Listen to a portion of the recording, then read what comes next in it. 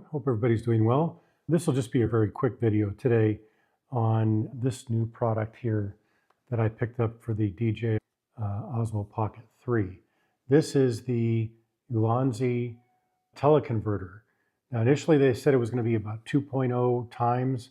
I think it's down to about 1.5 times now. I was really excited about getting this because we're filming on the Osmo Pocket now, and you can see it's just a really wide field of view naturally straight out of camera. But let's go ahead and put this lens on, and I'll talk about the good and bad things about it. So let's just do that real quick. It just magnetically fits on there. And now you can see that we're a lot closer in, and this is how I like to shoot with this kind of narrow field. I usually use a Leica when I shoot as well, and then as a 28 millimeter, and sometimes I crop into 35. So this essentially will give you around that 35, 38 millimeter type view.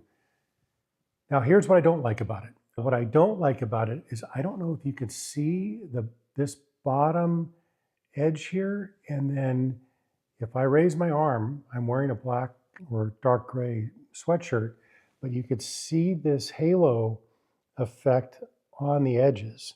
And same thing around the top here.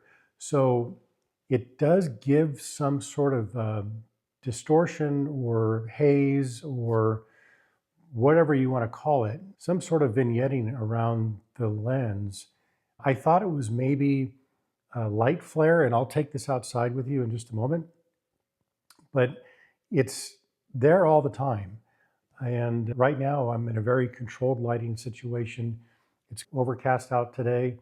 I don't have any lights on in the house. I do have a light behind the camera just shining on my face, but there's nothing that's hitting the lens. So it's not a light source that's causing this haze. It's something to do with the lens. Now, this is my second one that Ulanzi sent me. So the first one, Ulanzi was willing to replace it. They asked me for a video to show it.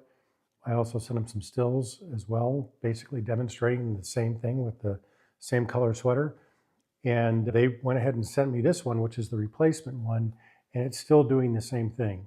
So if it's not a big deal to you, the image quality you get from like the actual zoom effect is really good. But if you're worried about the image quality or getting some of that hazing that's happening, that might be a deal breaker for you.